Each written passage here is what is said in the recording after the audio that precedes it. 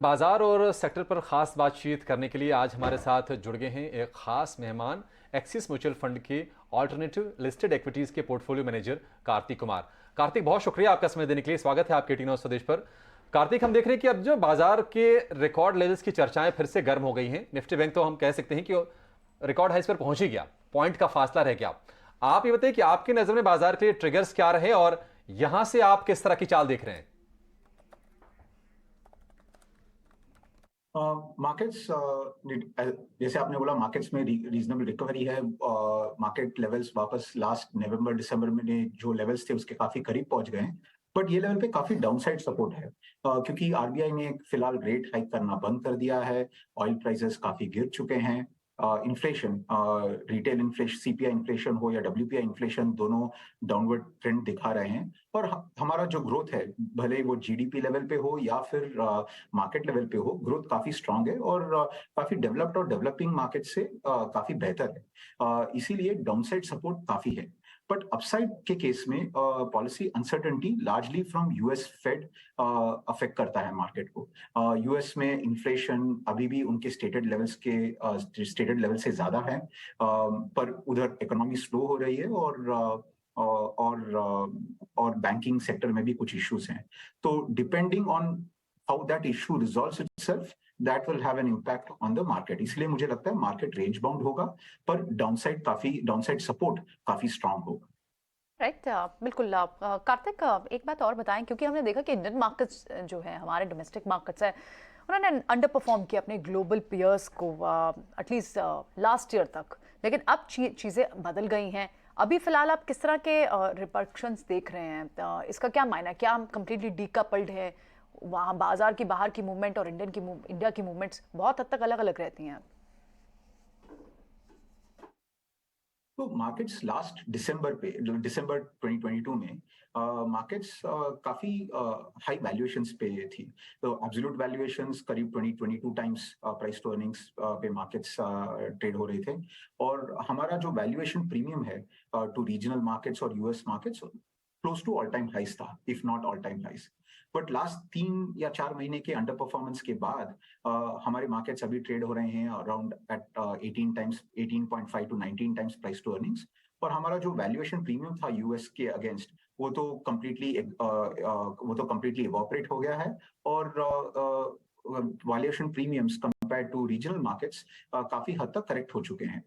अगर आप कंबाइन करो इसको with our strong growth at a market level, तो एफआईआई के लिए हमारा मार्केट काफी अट्रैक्टिव हो जाता है। तो मेरे ख्याल से लास्ट कुछ दिनों से या कुछ हफ्तों से जो हम इन्फ्लो देख रहे हैं, वो इसका भी संकेत हो सकता है कि ग्रोथ स्ट्रांग है, बट वैल्यूएशंस काफी हद तक मॉडरेट हो चुके हैं। तो मेरे ख्याल से ये एक पॉजिटिव के तौर पे भी हम देख सकते हैं। ठीक है कार्तिक, आपसे ये जानना चाहेंगे, देखिए नतीजे आ रहे हैं और निफ्टी के ज़्यादातर नतीजे तो आ ही चुके हैं। 50 में से 36 कंपनियों ने अपने नतीजे जारी कर दिए हैं। आपको अभी तक का जो अर्निंग सीजन बीता है वो कैसा लग रहा है और आपको क्या लगता है कि आगे के लिए इससे संकेत क्या मिल रहे हैं? अब तक around 60% of the companies, top 200 companies report कर चुके हैं। रेवेन्यू लेवल पे नंबर्स काफी अच्छे हैं, जहां for every company that has disappointed, two companies have surprised on the upside. Whereas on the earning side numbers काफी मॉडरेट हैं, जहां for every company that has surprised, एक कंपनी ने डिसअपॉइंट किया है। तो अर्निंग्स लेवल, रेवेन्यू लेवल पे data काफी हद तक बेटर है। At a sector level, industrials में specifically engineering names और capital goods names ने काफी अच्छे numbers report किए हैं। Almost 50% of the companies in that sector have reported better than expected earnings and improving margins. And the same with consumer discretionary, जहां auto ancillaries, two wheelers companies ने काफी अच्छे numbers declare किए हैं with improving margins. Negative side पे tech companies ने disappoint किया है हर लेवल पे, रेवेन्यू लेवल पे, बॉटम लाइन लेवल पे, और उनके गाइडेंस भी उन्होंने काफी हद तक कम कर दिया है for the coming financial year. So ये एज ऑफ नाउ ये लार्जली पॉजिटिव्स और नेगेटिव्स हैं of the earning season. Okay, right. Karthik, one more question. अभी तक आपने मार्केट बिहेवियर किस तरह का देखा है? क्या ये डिफरेंट रहा है पिछले साल से? हम एक फंडामेंटल पर्सपेक्टिव से बात करें तो। तो लास्ट ईयर डेवलप मार्केट्स काफी करेक्शन एक्सपीरियंस किया। Compare to that our market outperform by substantial margin. और उसमें भी अगर आप देखोगे कि किस स्टॉक्स ने आउट परफॉर्म किया है, उसमें high beta high volatility stocks did extremely well. Basically market ने रिस्की स्टॉक्स को बहुत रिवॉर्ड किया। And we as a house हम लोग तो आर्ग्यू करेंगे कि लास्ट ईयर मार्केट्स ने टू लार्ज एक्सटेंट अच्छे क्वालिटी और अच्छे ग्रोथ स्टॉक्स को काफी हद तक इग्नोर कर दिया। Whereas this year we are experiencing a complete 180-degree turn in that, जहां because of the slowing growth globally और uncertainty from a policy perspective, markets अभी penalize कर रहा है high risk और high volatility stocks को।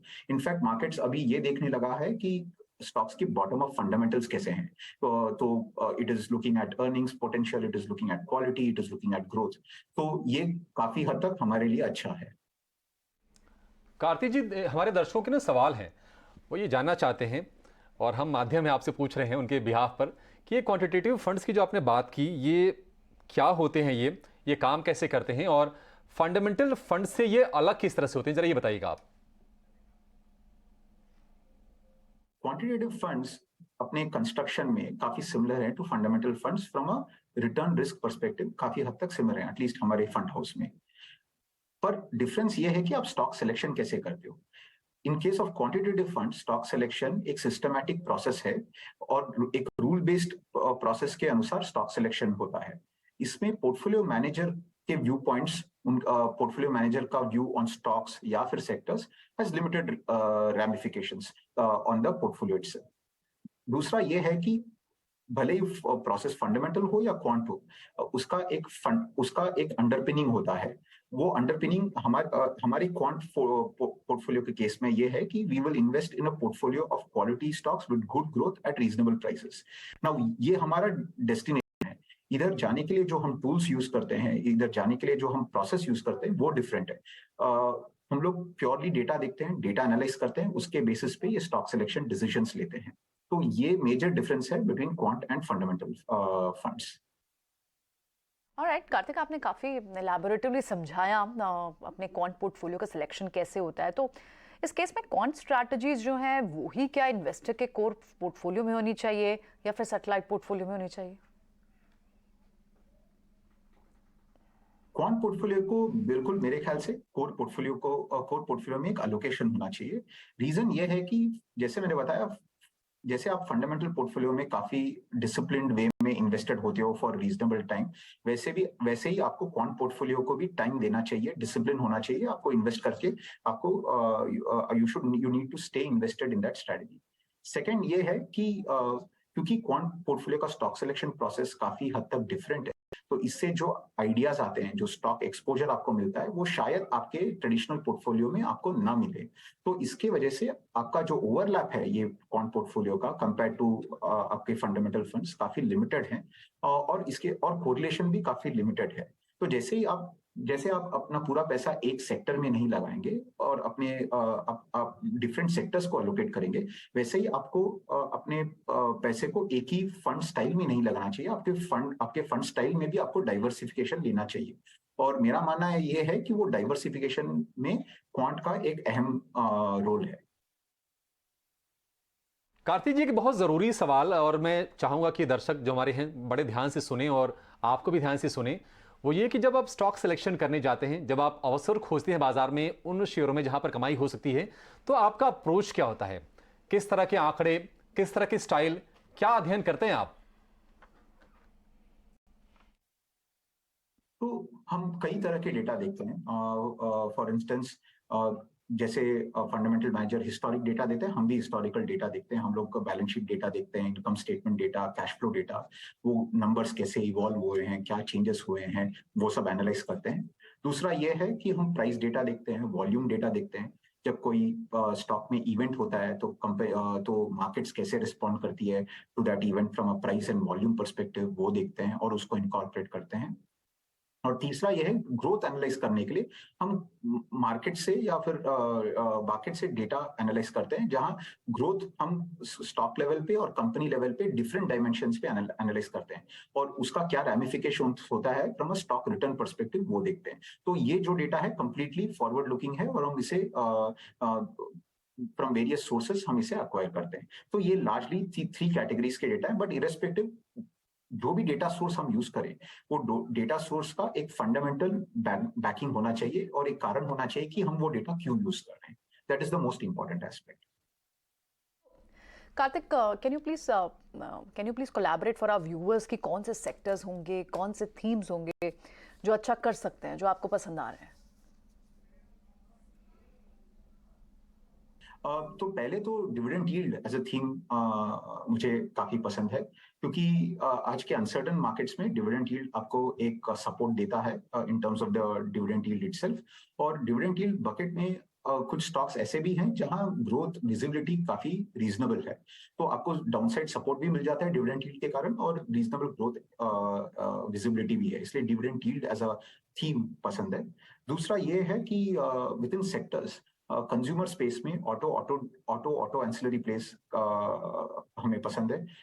With in industrials capital goods engineering names काफी पसंद है और उनके रिजल्ट्स भी जैसे मैंने बताया काफी अच्छे हैं, तो we really like that space. और तीसरा यह है कि विद इन फार्मा जो कंपनीज में बैलेंस्ड एक्सपोजर है between domestic and international markets, वो भी हमें पसंद है। कार्तिक, शुक्रिया आपका आज कार्यक्रम में जुड़ने के लिए, बताने के लिए इस पूरी डिटेल एनालिसिस जो भी आप कर रहे थे मार्केट के रिगार्डिंग। आगे बढ़ते हैं अब जरा